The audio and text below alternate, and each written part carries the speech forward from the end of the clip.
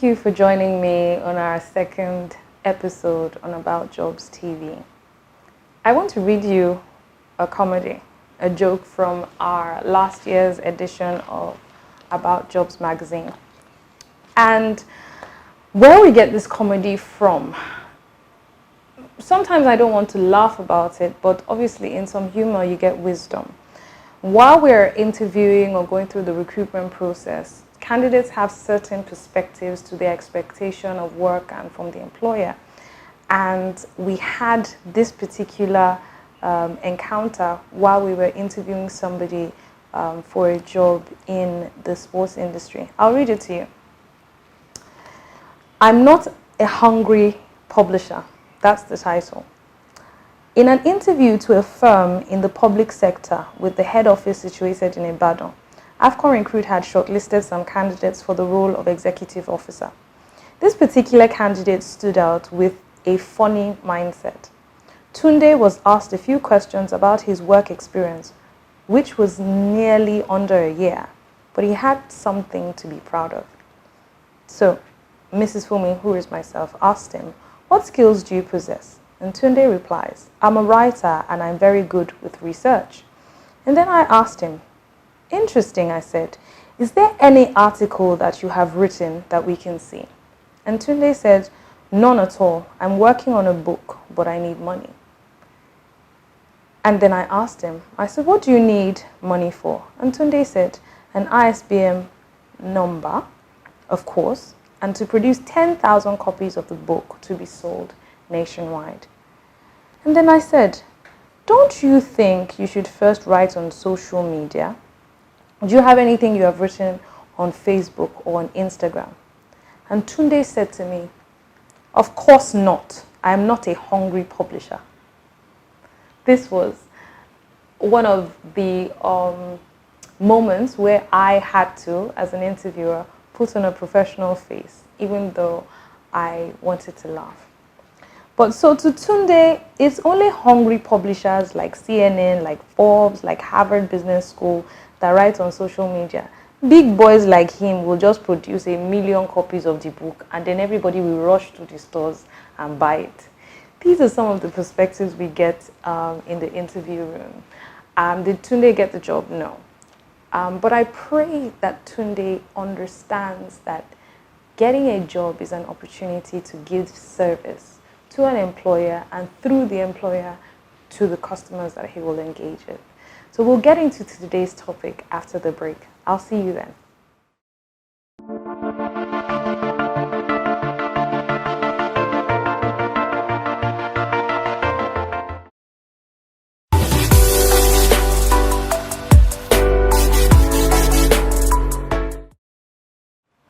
So from the quote today, which you saw at the beginning of the video, which says, "What I want is what I have," I'm going to talk to you a bit more about building a job portfolio. And that is the things that should be in your toolbox. You know the way a mechanic has things in his toolbox. Used to as a professional or an intending professional, you should have a portfolio of things that represent your skill or your profession. It's important to know the list of things that will help you do better at work. Building a job portfolio has to do with understanding the critical factors that cause success in what you do. So, if you are a nurse, for instance, the critical factors that cause success would be obviously a clean uniform, would be your knowledge of medicines and holding some kind of drugs with you at any point in time, would be having probably a stethoscope with you, a thermometer and what have you. But those in what we call white collar work might not know what their portfolio is. And these are things that make you feel like an expert or make people see you as an expert. So at every point in time, you must have the list of software that makes you produce faster or better at your job. You must have the hardware that makes you do well. You know, why do you buy a phone, for instance? If you don't understand the kind of job you do, You will just buy a phone because, oh, everybody has an iPhone, or everybody looks well, or everybody has the latest phone. No, you must understand the features of your phone and know how that helps you achieve well at your job. Also, you must have, as part of your job portfolio, your personal brand. Your personal brand has to do with your CV, your list of accomplishments. At every point in time when you've done something major in your career, take the time to document it. Take the time to showcase your trophies in your career, so that at any point in time somebody wants to access you, they can see who you are and what you've achieved before even speaking to you. You can put it in video format, you can put it in picture format, you can put it on your LinkedIn profile, which is quite important. You can put it on social media. So who you are at every point in time through your career must be documented to help you have perspective of who you are and help people know how to engage with you. And finally, one of the most important things that form your job portfolio is your knowledge, your internal knowledge and the knowledge that you have access to. So you must always engage in training. You must always engage in mind-building sessions like watching About Jobs TV. You must always engage in mind-building sessions as watching certain movies. Movies are very important for me in training. If you've been in a training with me, it's never conventional. I'm not taking you through slides. I'm taking you to simulations. Your mind is a major part of your job portfolio. How do you see things? Do you see problems in things, or do you see opportunities? Or do you see opportunities with the solutions?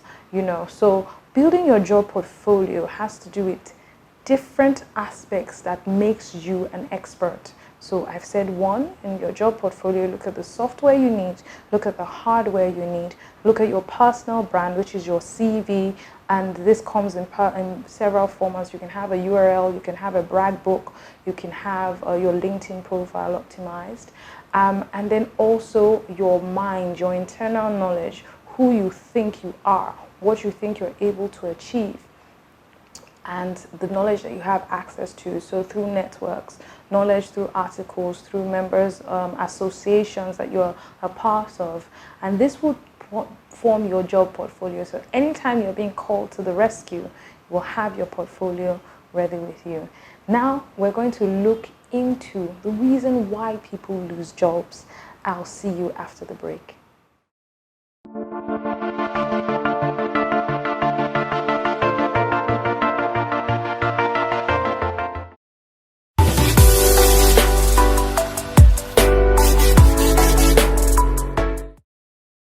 Why do people lose jobs? It's not because somebody is witch hunting them, or because somebody in the village has had their eye on them, or because an employer doesn't like them anymore. It's simply because they don't know how to smell the coffee. The book that I wrote last year called Keeping Your Job was simply because there was a mindset that I needed to correct, and that was treat your job haphazardly anyhow, and then look for another one. And if you're done looking for jobs, then start a business. But if you leave a job because you were fired, the thing that was wrong might not allow you do well in another job, or might not allow you do well when you own your own company. So what was wrong? When you first came for an interview in that job, like the case of Stanley that I read in the previous episode, you had the posture of, I'll do whatever it takes to get this job. I will give him 100%. I will show them that I'm the man for the job. But when you got the job and nobody was watching what time you came to work anymore, you became comfortable and you started to unpack yourself and become relaxed. And you hear people say things like, I can't come and kill myself. I don't even know what that means. But what that tells you is don't push yourself. The problem with don't push yourself is that everything that is fantastic today is old news tomorrow. You open a new restaurant today and everybody's flooding the restaurant. Why? Because they want to see the new space. But 3 months later, another restaurant opens and it's old news. That's the way it is when you get a job. If you do not push your weight, if that old restaurant doesn't reinvent itself every so often, it becomes old news. If you don't push your weight, you become old news. In the book, Keeping Your Job, I call you the dinosaur employee. And 5 years later, exactly 5 years later, if you're employed, in some cases before, your boss is trying to get rid of you. Why? Because you're now sitting on his books as an expense. Once you sit in that office with the mindset of I just need to do as little as I need to do to keep my job, you have become an expense where you're sitting. And every expense is always true. Well, people always try to minimize their expenses. But the next person that wants to take your job is you 5 years ago. He's going to take a pay cut. He's going to do whatever it takes to move the company forward. So the best approach to have when you have a job is to act as though you're going for the interview every single day.